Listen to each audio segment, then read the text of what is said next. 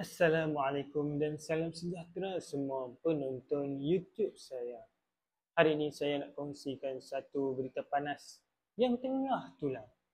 Pasukan Gerakan AM atau lebih dikenali sebagai PGA berjaya menumpaskan cubaan menyeludup 2 ekor lembu sado dari Thailand.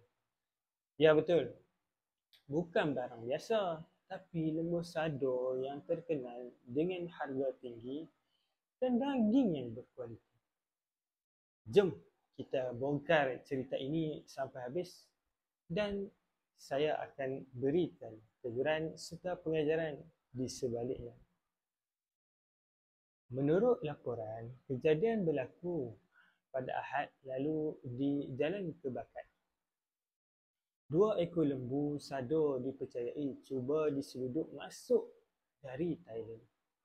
PGA Bridge Tenggara melakukan operasi dan berjaya mengesan cubaan penyeludupan itu.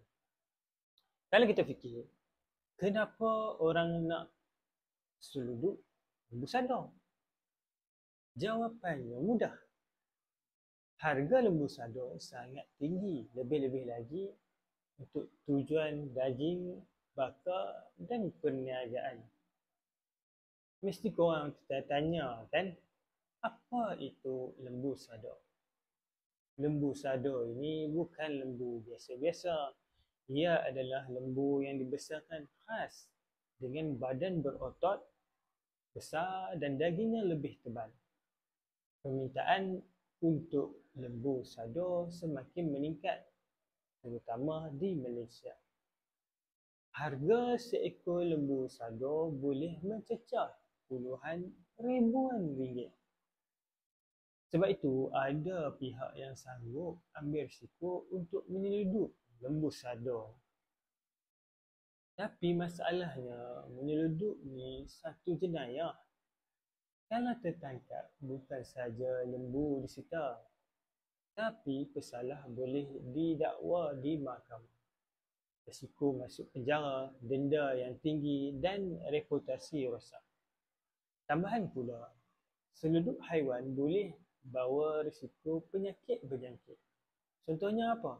Contohnya penyakit kuku, penyakit mulut ataupun wabak yang boleh jejas industri ternakan tempatan. Daripada kisah ini, kita boleh ambil beberapa pengajaran. Yang pertama, jangan cari jalan mudah dengan cara yang salah. Nak kaya cepat, tapi kalau salah langkah, habis semuanya. Kedua, kita kena hormati undang-undang. Kalau nak ternak lembu sado, buatlah dengan cara halal. Beli melalui saluran yang sah ataupun ternak sendiri di Malaysia. Saya nak nasihatkan pada penonton semua, rezeki yang berkat datang dari usaha yang jujur. Kalau kita cari rezeki cara haram atau curi jalan pintas, hasilnya pun tak akan kekal lama. Lagi satu, kita kena hargai pihak berwajib yang bertugas jaga sempadan. Mereka sanggup berkorban masa, tenaga, malah nyawa untuk halang aktiviti jenayah rentas sempadan. Jadi inilah kisah benar tentang cubaan seludup lembu sado dari Thailand yang berjaya digagalkan PGA. Ingat, jangan mudah terpedaya dengan keuntungan segera. Kejayaan sebenar adalah bila kita hidup dengan rezeki yang halal dan diberkati. Dan kita dapat redha Allah Subhanahu Wa Taala. Itu yang lebih penting.